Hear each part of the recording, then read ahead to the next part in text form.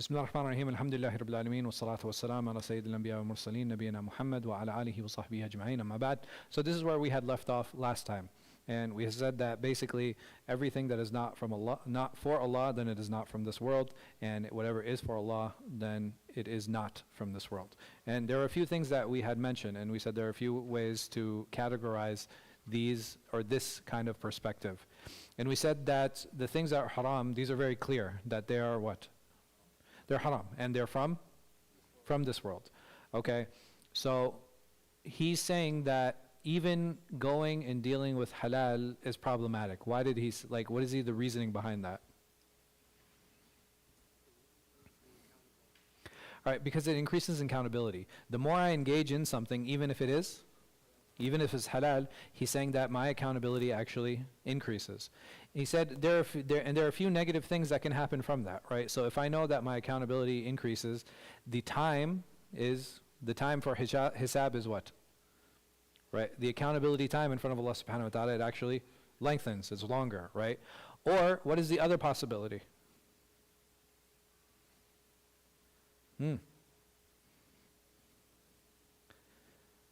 Remember we had said that the one who removes themselves from the dunya, then what happens in their status in the akhirah?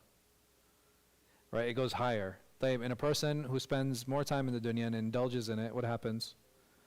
Right, he gets a lower status in paradise. So he's saying that you're losing in two ways. Either your accountability is going to be longer, or your status in paradise is going to be lower. So what is truly for Allah subhanahu wa ta'ala the most praised? And this is, I think, a very valid question. How is it that we make things for Allah subhanahu wa ta'ala alone? Right? If I want to make sure that these actions that I'm doing are truly for Him Azza wa Jal, in order to make Him happy, in order to make sure that all my actions are for the next world, how do I keep them Allah-centric? How do I keep them Allah-focused? And he said there are three types of things, and these are things that we've discussed before, so you're not going to see anything particularly new. But those things that are clearly not for Him, and what are some of the things we mentioned last time that are not for Allah subhanahu wa ta'ala? Sins. Ahsant. Good. What else? We mentioned even the things that are mubah, that it's possible, right? So even the things that are permissible, it's possible they're not for Him. How? Huh? To what extent? Because this is what you're saying is closer to the third category.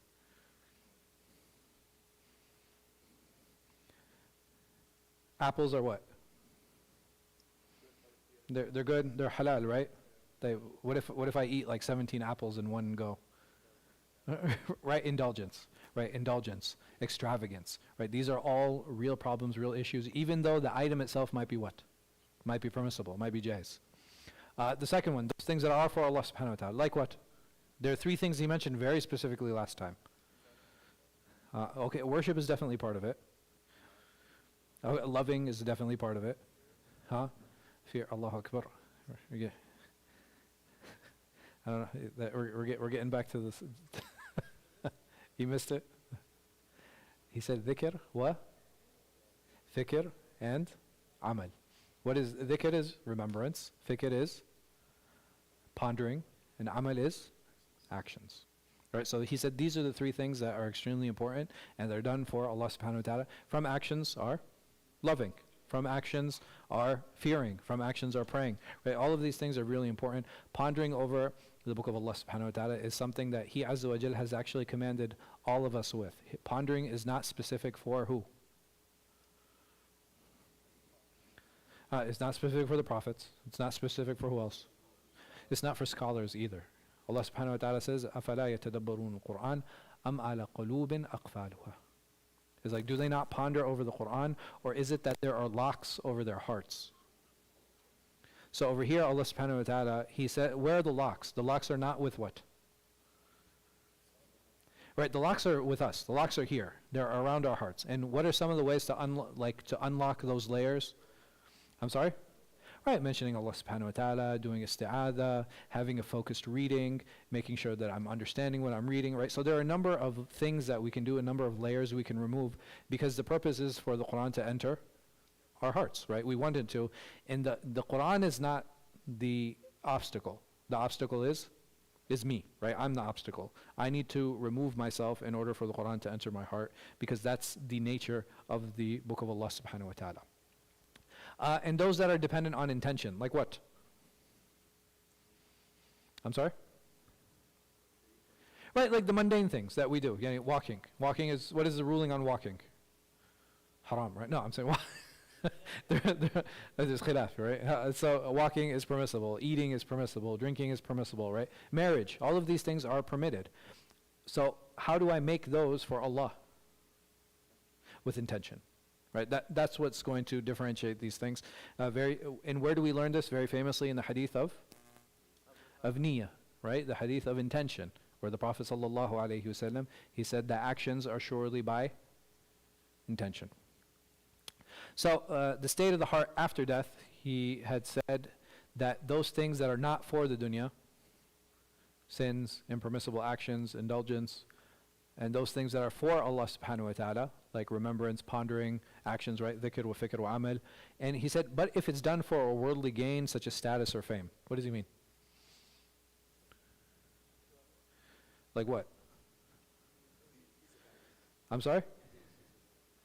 He's huwa dhakir Allah. Like this individual is someone who always remembers Allah. But why is that a problem? We can't praise people? There might be what? Riya. And what does riya do to actions? It destroys them. It destroys them. So here, if this is one example of that, if I'm doing it out of fame, if I come to the masjid early, why? So that people can see me come early. Not because what? Because I want, not because of the ajr, not because I want to draw near to Allah subhanahu wa ta'ala, not because there's more reward in doing that. Right? And some of us might be like, oh, well, how often does that really happen, and blah, blah, blah. Unfortunately, it happens a lot more than we think. A very clear example of that, something that maybe some of us have experienced, where people, they'll park illegally, and then they'll say, I'm coming to the masjid. I'm coming to pray. What is the relationship between these two things? Or people will come, like I've seen it happen in this office. Well, can we use the employee bathroom? It's like, why? Oh, I'm one of the first people. I put the first brick in this masjid. You put the first brick in the masjid to use the employee bathroom.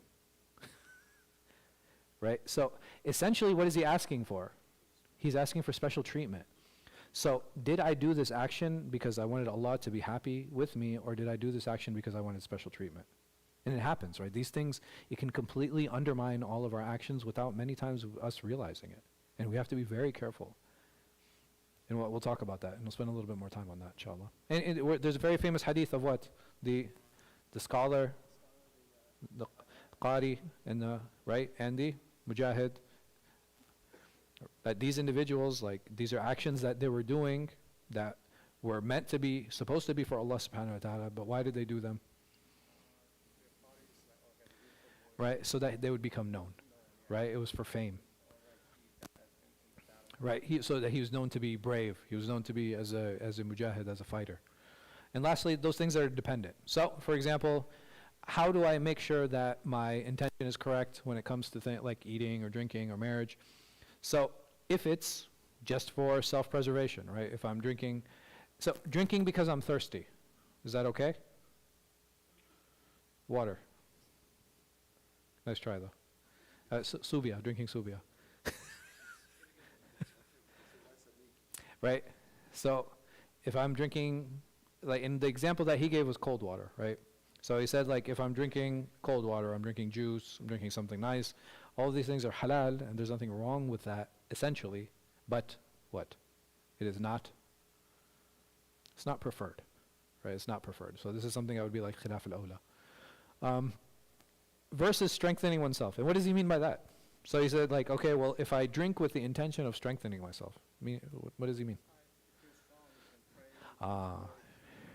So the difference between these two is, one, I'm using it as, they're both a means, right? So all of this, these are tools, right? These are all tools.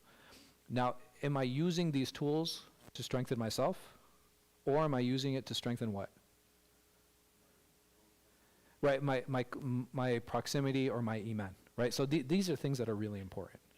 And I have to understand that I need to use these tools in the proper way. He mentions a couple verses here. He says, وَنَهَى النَّفْسَ عَنِ الْهَوَى فَإِنَّ الْجَنَّةَ هِيَ الْمَأْوَى, and he restrained himself from his base desires. Paradise will be his home. What is he? So what is Ghazāli trying to tell us here? Based on the theme and the discussion that we're having. Right, don't indulge. Right, and it's really important not to indulge. And we had said before that, is it possible to cut ourselves off from the dunya? No, right? It's not a realistic goal. But the reason that we find Ghazāli going so extreme in this is why, right? It's just that resetting that personal gauge, right? Resetting that personal gauge.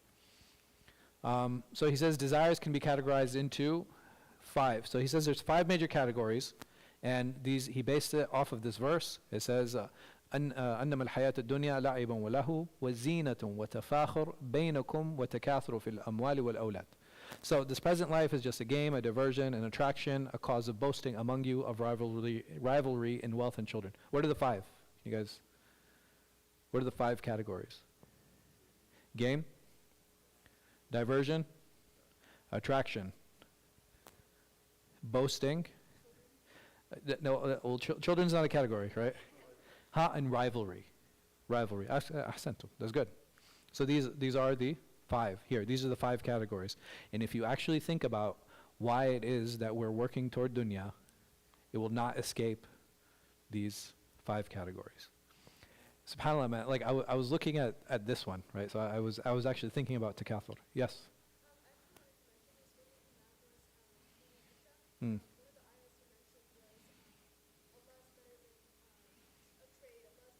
Yeah. Absolutely, right? Absolutely. What is the ayah? It's من المؤمنين شراء أنفسهم. What's شو الآية? Basically, the meaning of the ayah is that there are people who've sold themselves to Allah subhanahu wa ta'ala. Meaning that once the sale happens, what is left? Nothing. The asset is done, right? The sila, or the product, is once it's sold, no part of that product remains in this world. And this idea of going to that extent, there's a story that he shares in the end, and I want to talk about it. It's like really interesting story. But these things, like even the rivalry, the reason I was thinking about this is once you start making like $300,000-$400,000 a year, why do they keep making more money?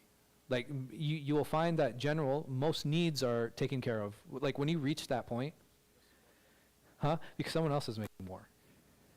And it's crazy, right? The only reason that happens is because it's just rivalry. That's it. That's the only thing that is pushing many of these people.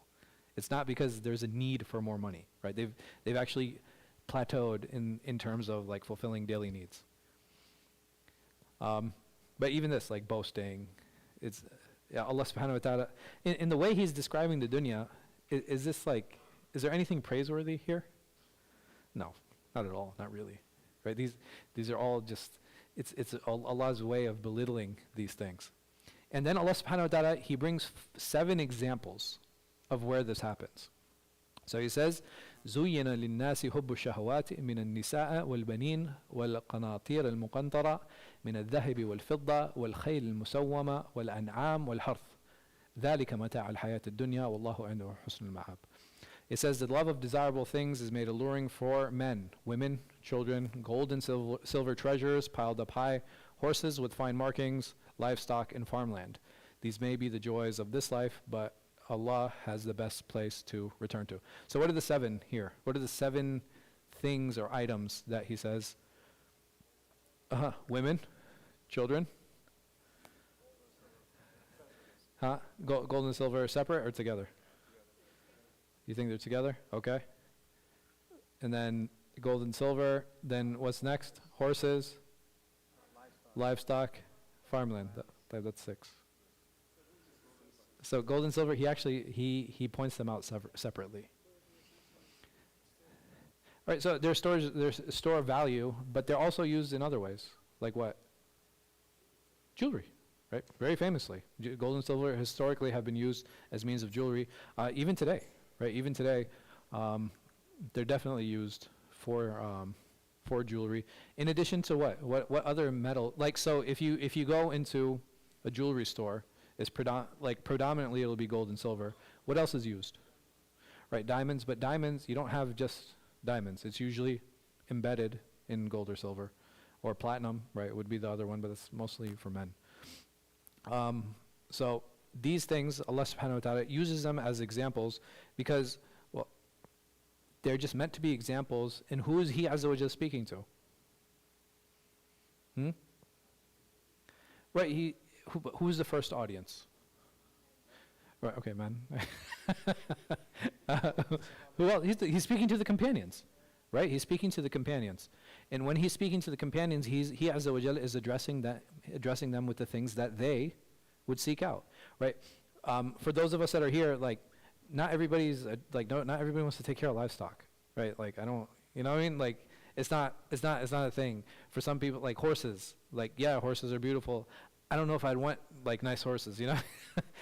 But maybe offering a nice car, right? Or a yacht or a jet, right? These are things Allah subhanahu wa ta'ala, He didn't mean for these to be the limited. This is not an exhaustive list. They're just meant to be examples. Allah subhanahu wa ta'ala is basically telling us all of these things are from the dunya. And it doesn't matter what this list is. I will use these as a means to what? I hope that I use them as a means to Allah. Allah uses them as what? As a test. Ahsant. So how do we define actions? Actions are tools. And he basically categorizes these into two larger categories. He says that in order for me to, how do I determine that? So, right, so we have two problems here. The problem, we have the halal haram issue, and then we have the indulgence issues. So he's saying that, listen, Allah subhanahu wa ta'ala would not put us here without giving us the tools to help us navigate these things, right? So he says there are two major tools that are used. He says, number one, knowledge of intention, meaning that essentially I know what? I know myself. Essentially I know myself and I know why I'm doing this particular action. The other thing that he gives us is knowledge of need. I know what? So let me help with this a little bit. So knowledge of intention, I know if I'm doing this for Allah subhanahu wa ta'ala or if I'm not. So these two, like, in the moment I do it for Allah, I know that it is not from this world and that I'm okay and I'm safe. The combination of these things is essentially, what do we call this? Where I'm going back and I'm checking my intention. All right, muhasabah is one name for it. What else? What other name do we use? What other term do we use? That's very important and fundamental to deen.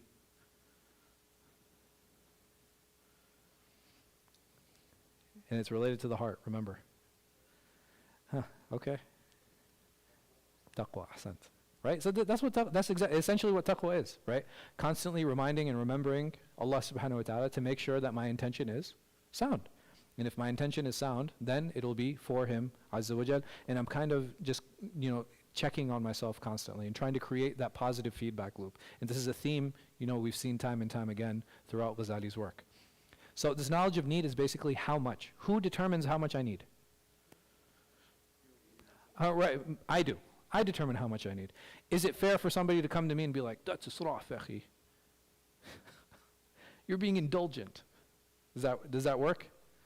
Why? How come it doesn't work? I'm sorry? All right, there's different circumstances, not just that. Right, every person is different. This person cannot tell me how much I need. Only I can define that. And we had said also that I'm guaranteed not to fall into israf if two conditions are filled.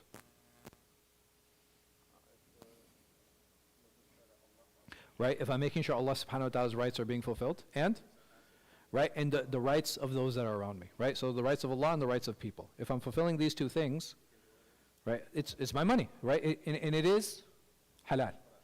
But at what point does it enter indulgence? Right, when these two things are neglected, and I am the one that gets to determine when it's too much. Right, this would be the third meter that is put in place. So, who defines for me how large a home I should buy? I do. Who determines how much clothing I should have or what kind of clothing I should have? I do. Right? It's easy to say, oh, you should wear like rough clothing, blah, blah. What if I'm constantly uncomfortable? How effective is my salah going to be? It's like, no, I'm going to buy the cheapest clothes, and every time I go out, something's ripping, right? Or every time I'm going out, it's just the threads are breaking apart, right? I'm buttoning it, and the button's coming off. Like, okay, yeah, I went to the cheapest. I tried to be this, but I don't feel good in front of Allah subhanahu wa ta'ala. I don't feel good with myself. I don't feel comfortable. How effective is my prayer going to be? Huh?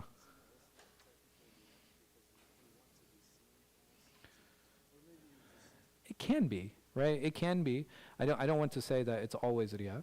I think it definitely can be if you're doing it to show other people. But if I'm actually trying to be like, okay, I'm trying to scale back as much as I can, right? Like me personally, I want to scale back as much as I can, and I don't want to be musrif, right? I don't want to be the person that falls into indulgence. So what do? I have to keep scaling back. Right? I want to be a zahid, right? Like I want to. This is what I want. Like I want to be a zahid, and I don't want to be attached to the dunya. So what am I going to do? I'm going to keep scaling back, and I might get to a point where it's like, okay, I'm wearing these rough clothes, and then I'm like, yeah, this is not effective. Like this is just not working for me. Like I feel worse, right? And sometimes we have that experience. Yes. Oh, zahid is like an abstinent, someone who like tries to divorce themselves from this world. So you're trying to make all these efforts to like escape the dunya. تفضل Mahdi.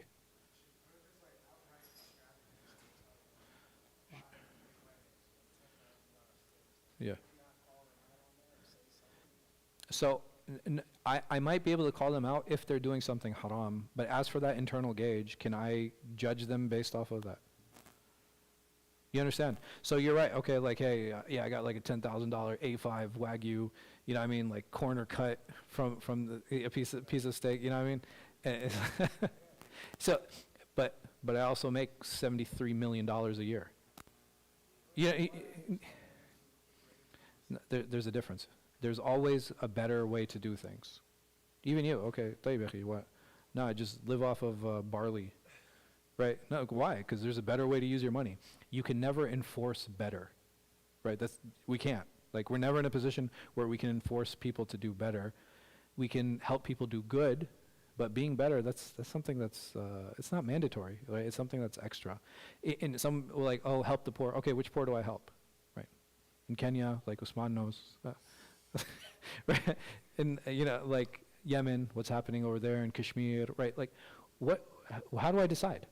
Where does the money go? Or do I do it locally? You know what I mean? Like, we have to understand there's so many causes out there. And I'm not saying that, because there's so many causes, you don't have to do anything. No, that's not the point I'm making. I'm saying there's so many causes out there, there's always going to be something better. There's always going to be a better option. But Allah subhanahu wa ta'ala, He hasn't obligated us with the better option. He's obligated us with the what? With the good option. And in the things that I want to do and I'm passionate about, like, mashallah, man, like when you have a diverse community, there are people who are passionate about different things. Some people are passionate about Palestine. Some people are passionate about Kashmir. Some people are passionate about Yemen. And you know what's good? You need people in all of those fields. Like you need somebody passionate about something. Like you need that. But I can't come to you and be like, no, like the issue in Israel is more, worse than in Yemen. Who am I to judge that? Right, I'm not in that position. I can't judge what is worse, what is better. Everybody's going to have their own individual passions that they have to pursue, and that is a way. The Prophet Muhammad sallallahu alaihi wasallam, he says, "Kullu muyassar lima khuliqa lah."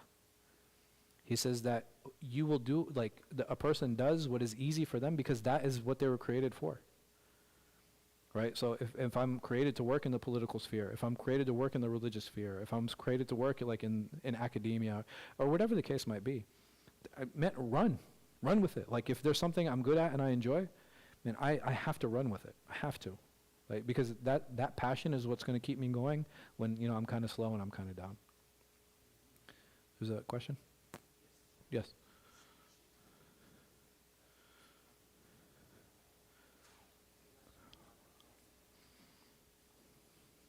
Uh-huh. Mm-hmm.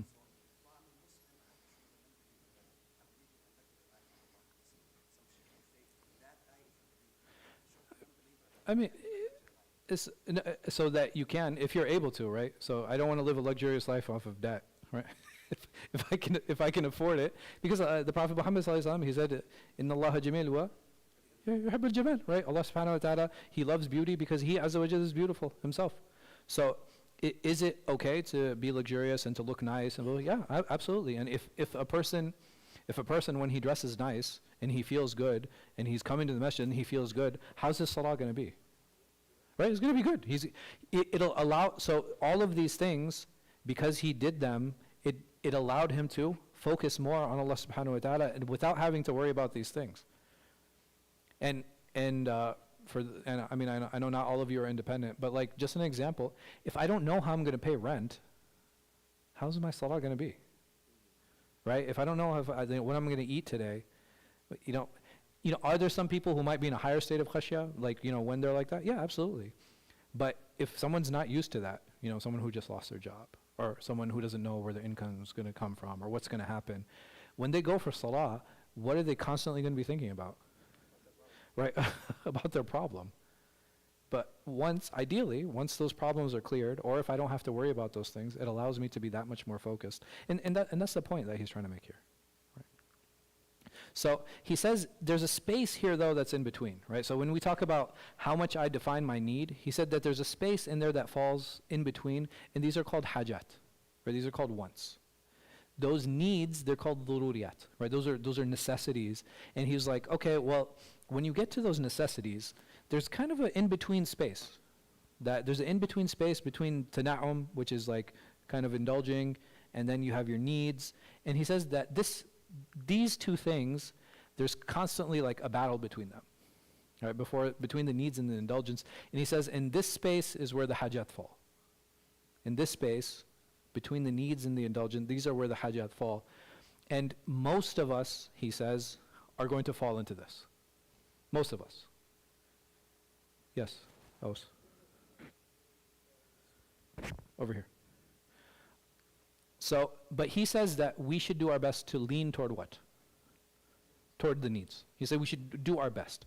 That even though we know that we're going to fall into these hajat, we're going to fall into these wants, we should always try to lean more toward, and err on the side of caution by leaning more into those needs than leaning, because it's much,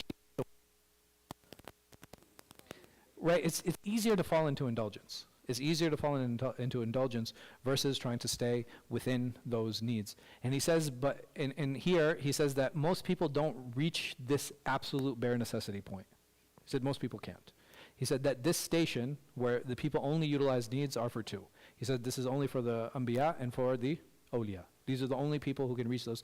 Now, is it impossible to become a wali? No, right? What is a wali? A wali, very essentially, is mu'minun taqi.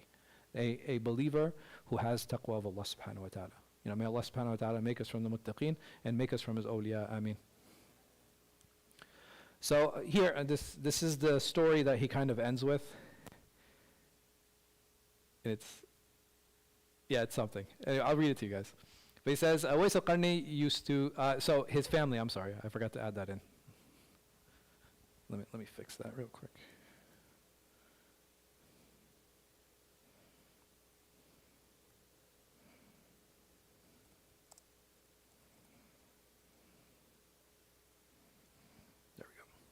So Uwais al-Qarni's family used to think that he was crazy due to the harsh stipulations he would put on himself. They built a room for him near the entrance of the house, and this is his family. And sometimes a year, 2 or 3 would pass by and they wouldn't even see him. Why wouldn't they see him? Because he would leave at the first adhan, right? The first adhan for Fajr is when it's still what? Right, it's still dark out. And then he would come back at the end of Isha, meaning that he left when it was dark and he came home when it was dark. He would sustain himself off of the date pits, meaning that he would like kind of suck the date pits because there'd be a little piece of the date left on that. And if he ever happened upon low quality dates, he would hide them for his iftar, meaning that he would keep them until it was time to break his fast. If he would not find any of these dates, he would sell his date pits and buy that which would suffice his appetite. Like just in date pits, like how much money you're going to get for those? Right, not a lot. You're not going to get a lot of money for those. He would wear clothes he found in the trash. pieces of bags and then wash them in the river and then stitch them together and wear it. This is what he wore. When he would pass by children, they would throw rocks at him, thinking he was crazy. And he would say to them, "My children, if you must throw rocks at me, please use pebbles, for I fear that I may bleed and the time of prayer comes and I don't find water to remove the blood." What do you guys think about?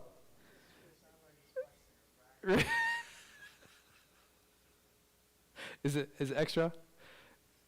I mean, it's taken from like Risala Qushayriya. Like I don't give a lot of Awais al-Qarni. Yeah, man, it's like Awais al-Qarni. Yeah, it's like super far-fetched. But what is the purpose of sharing such a story? Right, he's showing that the extent of zuhud, right? If you really wanted to get down to the bone, right? If you really wanted to strip down and take back all the layers of the dunya, how far away can you get from it? And he's saying that, wearing clothes from the garbage, you know what I mean? Like, and the thing is, don't think of like landfills like we have today. You have to understand, like tailors, when they're throwing away extra pieces of cloth, what would they do? They'd have a pile, that's where he probably got, these from. I mean, I don't even think this story is real, honestly. But,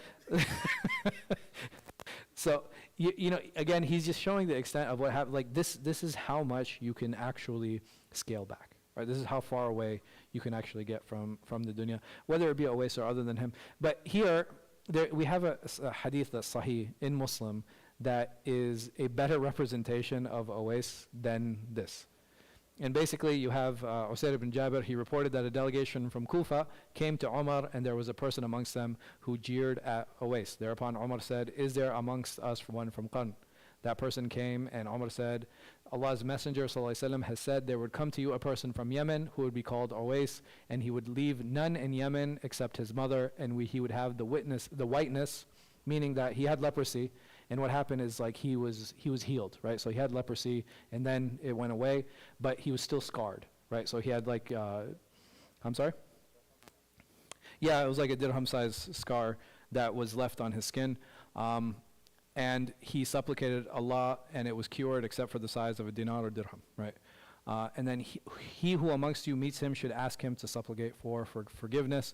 And why is that? The Prophet Muhammad ﷺ said very specifically, what was the fadl of Awais al-Qarni? What was his virtue? What was he known for? هُوَ كَانَ بَارٌ لِوَالِدِتِهِ. Yeah, he used to be obedient to his mother. And the Prophet ﷺ told Umar, right, of all people, he says that if you come across him, then ask him for maghfirah. Right, ask him to supplicate for you for forgiveness. And again, this is actually authentic, right? This is actually authentic, and this is sound on Awais, but this is not representative of the zuhud, right? It's not really representative of the zuhud and the abstinence. But going back to this story, again, the idea is to peel back as much as we can. And it's hard, right? It's hard going through these changes. It's hard, kind of seeing where we're at. But being in those uncomfortable spaces is where we should try to be, right? I don't know how much I can deal with unless I actually go and put myself into that situation, right? If I don't know, if I've always ate well, it becomes that much harder to go hungry. Right? But when I go hungry, what happens? Right, I can appreciate it more, right? I can appreciate it more, right? Right. I can appreciate it a lot more. So these things are really important to keep in mind, and also to help us and to teach us on how to scale back. So he says here, such as the biographies of those who intend the next life, refusing this world, and this should have been made clear by looking at the biographies of the prophets and walis. So if I really want to look at people who dealt with adversity, people who dealt with hardship, people who were actually stripped of many of their worldly goods, even the Prophet Muhammad sallallahu alaihi wasallam, right? When it was when they had put the embargo on all of the Muslims and anybody who worked with the Muslims, right? It was really hard times. They really faced a lot of difficulty. They faced a lot of persecution, and it was through that persecution, through that adversity, that we build character, right? And this is why the Ulul Azm, this is why the great prophets were who they were, because of the hardship and difficulty that they faced. And he says here that the extent of this world is the shadow of greenery and the least of the earth except that which is used for Allah subhanahu wa ta'ala. The opposite of this world is the next. And he uses an example. The example he uses as, okay, hey, just imagine if you're making Hajj. Just imagine if you're making Hajj. Tafadhal, ya akhi. I'm sorry? No. That's very different. There's a difference between seeking difficulty and kind of resetting my personal, like, we shouldn't be like, all right, I'm going to go to a bar to test myself to see if I can't drink, right? No, that's not what's intended here. What's intended here is that, okay, how much can I distance myself from the dunya, right? That's not seeking there's a difference between that and saying like, okay, I'm going to walk to the masjid, and even though it's like 7 miles away, that's not what the purpose of this discussion is. That's not the goal. The goal of this is like, how do I distance myself from the dunya? How do I cut off that love for this dunya? How do I break that relationship? And breaking that relationship, sometimes it can involve, like, and he's spoken about this previously, right? He talks about starvation sometimes. He talks about denying, so this self-denial, of not seeking those pleasures. Why? Because I want to do that so that I'm able to break that relationship that I had with it. Right, so if I love cheesecake, what should I do? I should avoid eating it, right? It's not difficulty. Like, so maybe I use the term in the wrong way, but the idea is not to add difficulty. The idea is to remove ourselves and starve ourselves of certain things, and I don't mean starving just in a eating sense, but starving ourselves from like luxuries and certain things. Why? Because when I come back and I kind of like, my gauge has been reset, it allows me to appreciate those things more, and the love that I had for them is now gone. So he uses this example here of the Hajj. So basically, if an individual, he swears, he said, I'm going to go for Hajj, and the only thing I'm going to do is focus on Hajj. He mentions here, he says that, okay, well, this person, he's going to feed himself, he's going to feed his camel, he might listen to other people talking on the way. He said that this individual will not have broken his oath, even though he's doing these other things. Why? Because all those other things are what?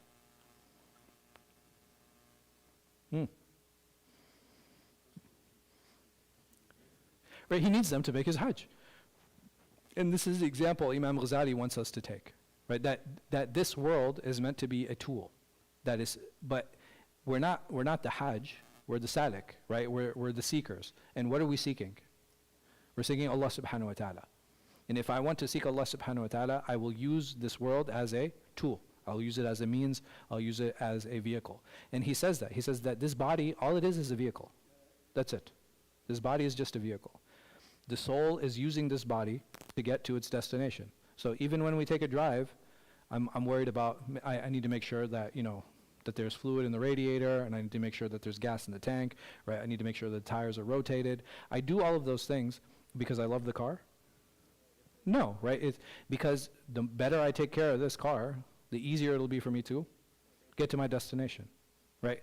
Technically, can I get there with 3 wheels? Yeah, but it's not going to be a comfortable ride, right? Huh? You can't? Maybe if it's a Cressida, maybe. So it's like a Saudi joke, man. But anyway, so we try to make the ride as seamless as possible, because the goal is to get closer to Allah subhanahu wa ta'ala and to enter His paradise. May Allah subhanahu wa ta'ala enter us into His paradise. Ameen. So if he intends to enjoy some of these means, then he has strayed from the next world, fearing that his heart has become hard, right? So that should be heart, not hard. And this is again this idea that he had talked about of erring on the side of caution and focusing specifically on what? Trying to keep focused on the what? All right, stay focused on the akhirah, but these on the scale of how much needs, right? I should try to stay more focused on the needs side. Al-Tanafisi, he said, I was at Bani Shayba entrance of Masjid al-Haram for 7 days, starving, and heard on the 8th night between sleep and wake, woe to the one who takes from this world more than is necessary. Allah blinds his insight. What do you guys think about this? I think he was hallucinating because he hadn't eaten for a week. This is the reality of this world in regard to you, so know that you will be guided, inshallah. So Allah subhanahu wa ta'ala has given us the tools, He's given us the means. Allah, He promises us saying, لَا يُكَلِّفُ اللَّهُ نَفْسًا إِلَّا وُسَعَهَا. It's not possible Allah subhanahu wa ta'ala would put us in situations without at least the tools to be able to navigate out of them. So it's important that we learn how to use these tools. It's important that we do muhasabat an-nafs, that we reflect and we make sure that our intentions are correct, and to make sure that the amount we're using is the actual amount. And how do I know that? The only way I can know that is when I fully scale back, right? So the more I scale back, and if it gets to a point, it's like, okay, I don't think I could any more than this. It's at that point be like, okay, my gauge is set. Let me get back into life, and I'll find in myself that I'm not as attached to having a nice phone as I was before, right? It wasn't as important for me to have like massaging car seats, right? And I mean, like, and I'm just using these as examples, but at the end of the day, it's like, it really helps give perspective. And that's the idea, that we should always try to get perspective, whether it be with Allah subhanahu wa ta'ala, or whether that be with ourselves. Wallahu a'lam wa sallallahu ala khayri khalqin, nabiyina Muhammad wa ala alihi wa sahbihi wa sallam. Any questions? No? خلاص, I'll see you guys next week, inshallah. Subhanakallahumma wa bihamdika, wa ashhadu an la ilaha illa anta, astaghfiruka wa atubu ilayk.